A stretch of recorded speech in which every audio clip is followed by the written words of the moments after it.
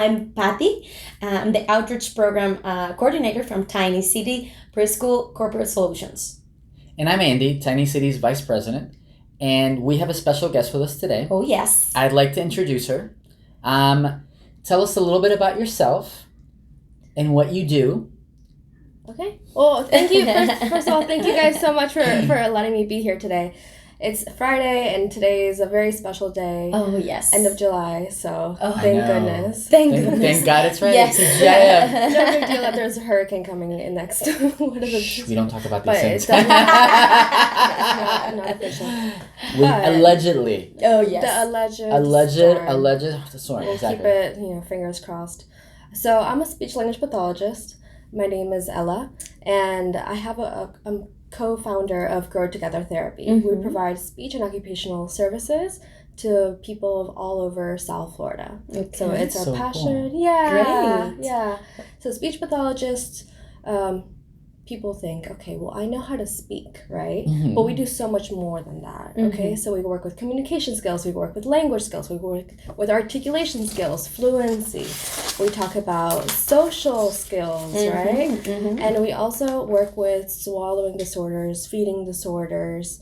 We use augmentative communication. We work with cognition, literacy, everything in between. Wow, that's a lot, and that's really cool. Yeah. And she looks so young. Oh, yes. And I'm never bored. Oh, I can imagine. I can imagine. say. It's got to be so interesting, your line of work. Yes. Especially with all the things that you covered. I'm sure. What are your age ranges? How old do you start them? Like your clients, how old are they usually? So the typical patient is in their early years.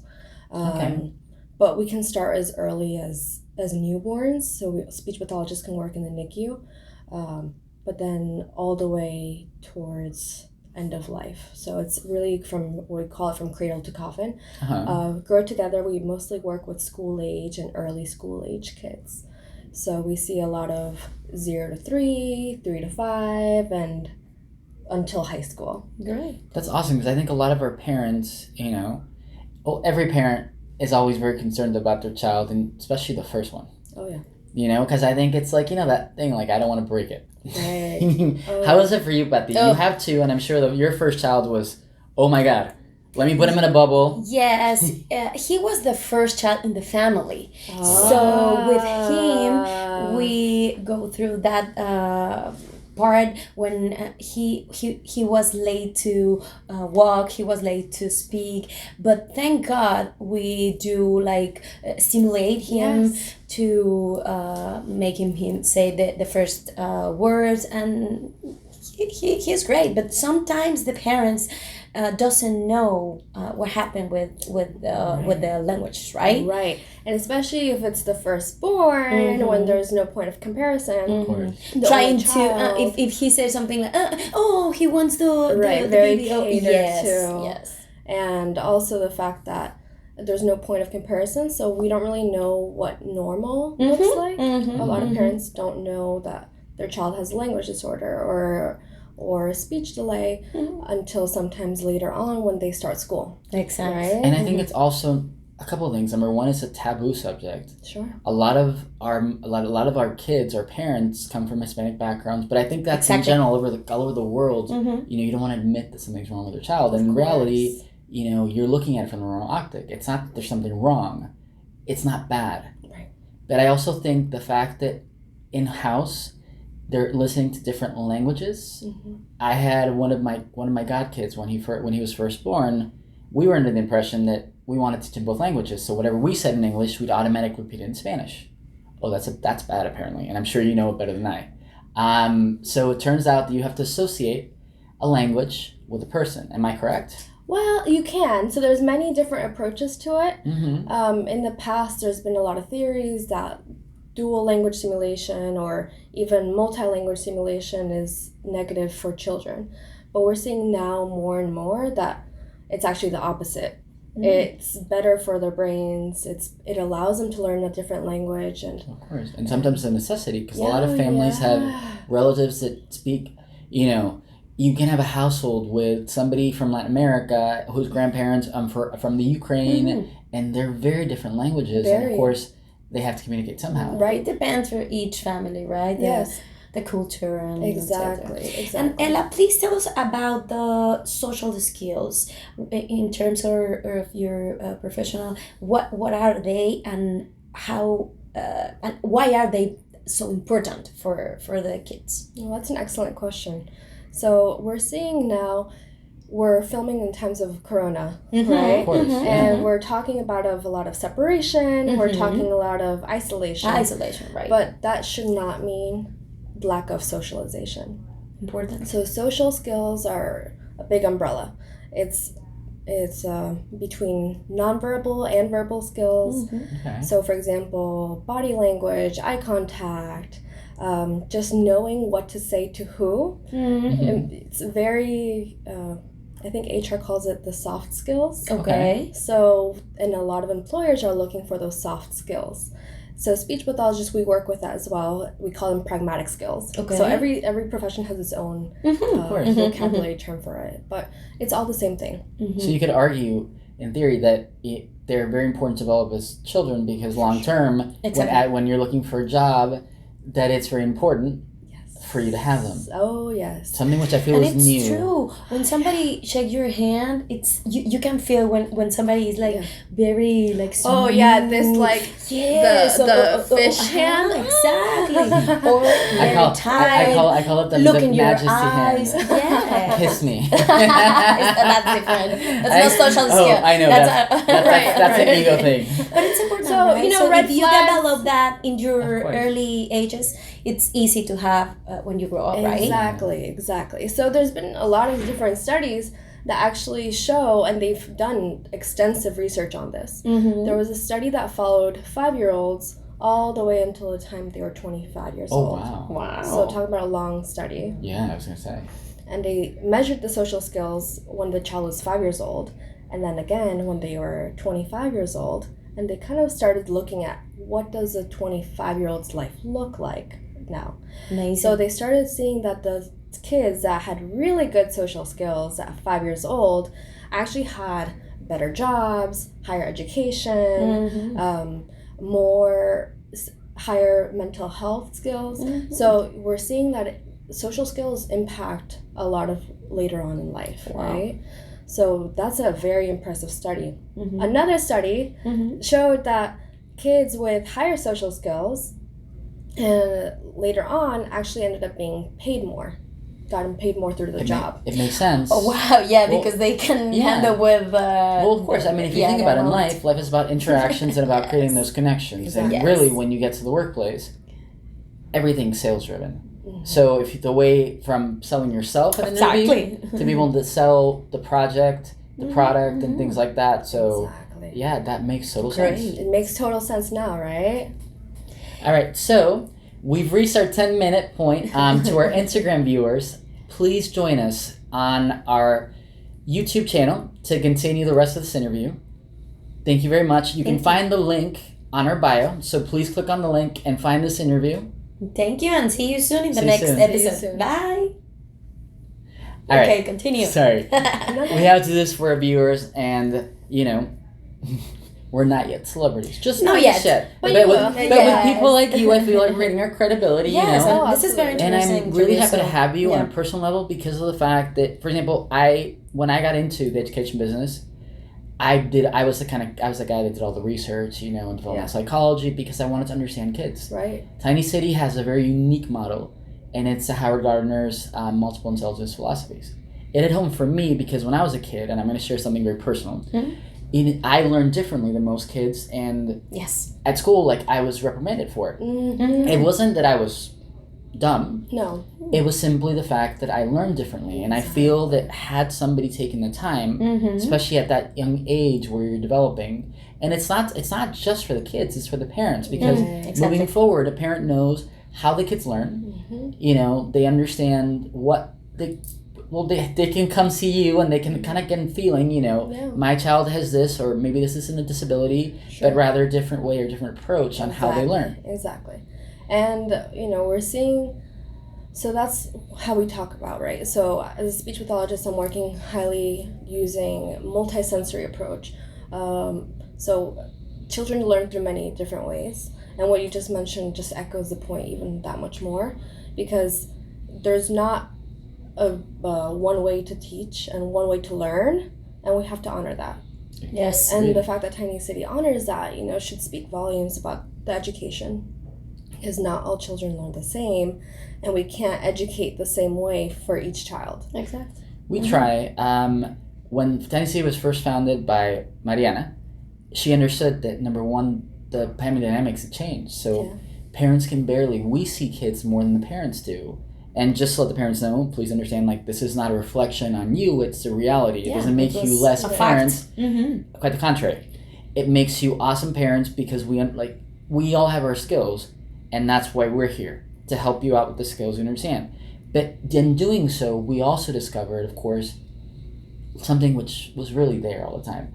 Kids learn, like we're talking about, kids learn differently. Yeah. And by simulating that at an early age, that makes them feel better. If I'm being treated like I'm an idiot, that's really what's going to reflect long term. That's where you get the bullies, you get all these people, and really it's just a trauma that you create as a child. Right. And, going back to that, so children learn through different ways, and children learn through play. So we know the research all the time is pointing educational program, let's say, versus play. The children learn one skill very quickly through play. It doesn't seem like they're learning per se, they enjoy it, they have fun, but they are learning. Wow, but looking at it, they're learning so much. They're learning just even socially, how to cooperate with other people. How to share.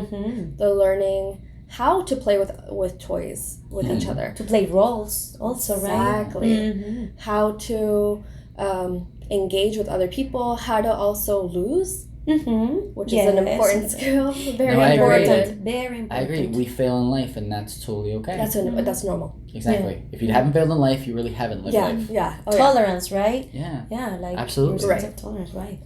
How to connect with other people, how to just navigate social world. So children learn through play, and then they kind of practice within themselves, and then they apply it to the world. It makes total sense. Yes. I mean, even as adults, it's kind of like, we kind of do the same.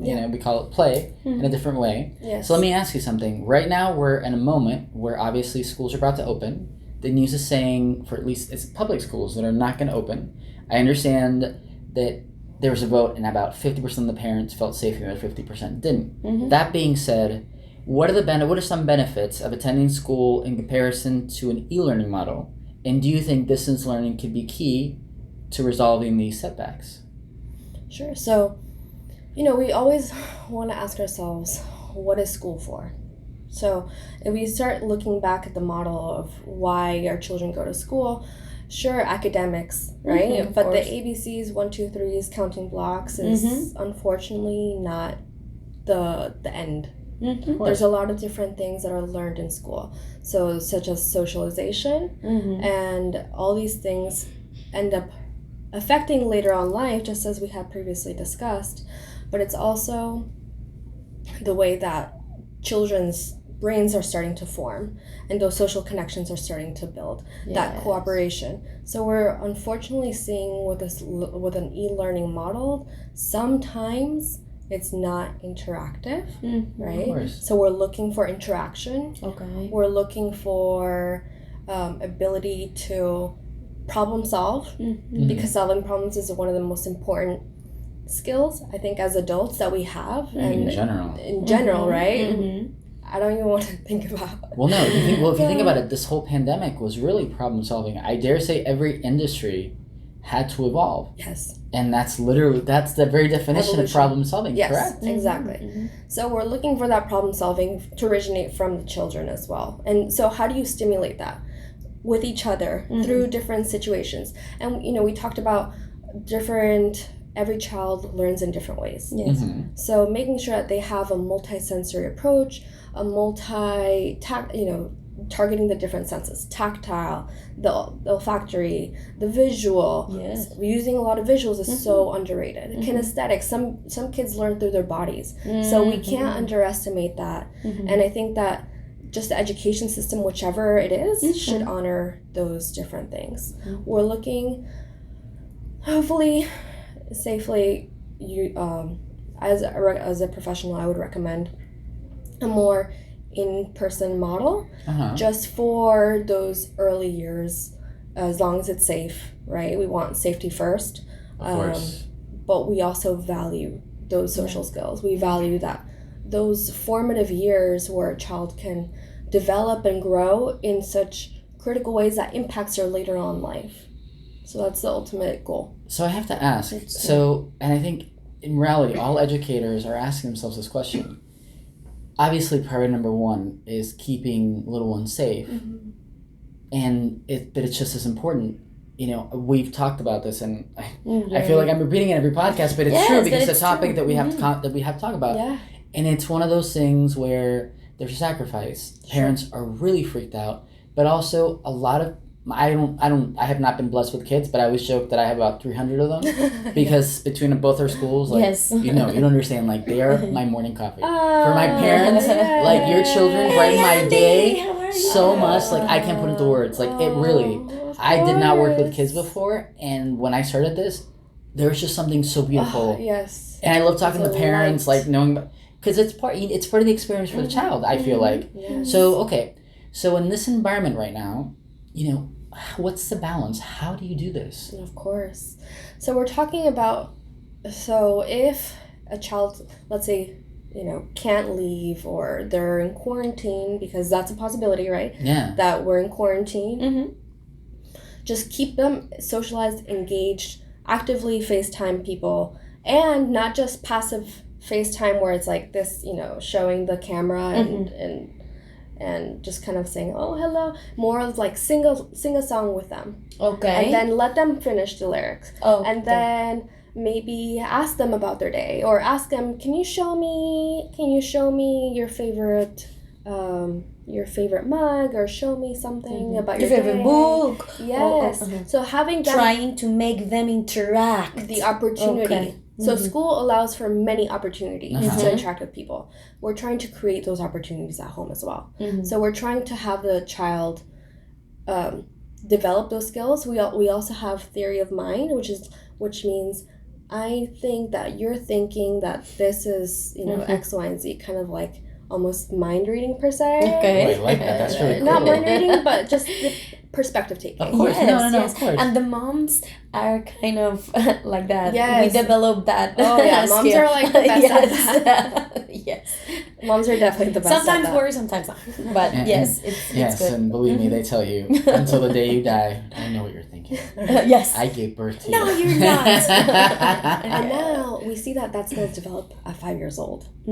How do you develop it, right? We want to encourage perspective taking. We want to encourage thinking about what other people are thinking. So what do you think it's going to be grandma's birthday next week? What do you think she would like? Okay. What should we order? Okay. And then you start scrolling through, the Amazon or whatever. And then you start thinking about what she had last time and how it connects to this time and why. You start narrating those and thinking, let's say talking out loud. That way it starts helping them think about the ways that other people think about others. Okay. That's so cool. Yeah, and that makes total sense. Right. So it's very important. Very important. Okay, Ella, and we want to know, in your experience, what do you think about the benefits that to have the on-site daycare in the companies? Because we are talking about develop social skills, develop habits, do not lose that socialization. What do you think about that? Well, I think it honestly sounds like the future. A lot of parents are going to be going back to their offices, or maybe they're currently in their offices, but they want the proximity of having their kids close by. But also you're having the kid or socialize with other people the same age, so that we're with same age peers, but with the comfort and accessibility of having the parent. Worst case scenario, the parent feels secure, the child also feels secure, and having that flexibility to be with other children. It's truly a win-win per se.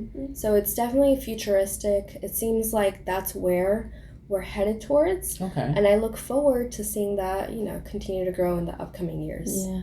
I hope so. I hope so. We That would be agree. really pleasant. So I want to say thank you for sitting with us. It's really cool. We talk about these things, but I actually have an expert in this. Yes. Like, from that's- different perspectives, yeah. but this is like the That is so cool, and I know, Directly and I know for a lot of our professional, viewers, these are questions that maybe they discuss among friends. Yes. But to have Yeah. somebody like you with your experience bring in this extra knowledge, I think it's amazing. Oh, thank you. you very much. So Oh, if you have Joanna. any, like, what would be a takeaway that we would like to to tell our viewers about this conversation, like a key point, something along the lines like, what would you like to tell the parents that are listening or watching right now? I would give them 2 key points, if that's allowed. Of course, no, Of course. there's many. First one is, just because you're separated and you're alone doesn't mean you should be isolated. You should always seek socialization, and you should always be looking to connect with other people. Okay. Excellent. Another thing it would be to continue to encourage your child to play. Okay. Play is so underrated, and children learn through playing. Okay. So our philosophy is play to learn. Okay. And I want to just echo that philosophy with you guys. Oh, Make sure. thank you. Well. And it's funny, like, I'm just going to add one little thing as far as, like, that socializing. One of the things that I personally did when this pandemic started, we understand, you don't want to socialize your child with just anybody. I created a group of friends, they're called my pandemic inner circle, Yes. where we're being cautious, Yeah. It's, imagine, Oh, as yeah. adults, we're freaking out. And I always say this, like, how does a little child take this? Sure. If you know more about this more than we do. It's like it's a child that's been in a routine, which and he has little friends, and the teachers, which are really surrogate parents because they see them a lot, and all of a sudden it's like, oh, you can't go to school anymore. Right. And they don't know how to verbalize it. So Right. I tell my viewers, like, one of my suggestions, what I've done is I've grabbed a group of friends, and we've made a pact. Mhm. It's like this is part of our new sanity. Yes. We all take this seriously. Mhm. And we socialize Yeah. because number one, it's good for our kids. Number two, it's good for us as adults. For us, of course. I mean, if you're frustrated, you can't it's harder to be a good parent Mhm. because of the fact you have so much stress. And Oh, yeah. kids, what I do know is the fact kids absorb our stress. I teach so meditation and things like that, so I know. So Mhm. much. And so to be a good parent, you really, it's hard Yeah. right now because it's that balance. So to my parents, that's my personal advice to you.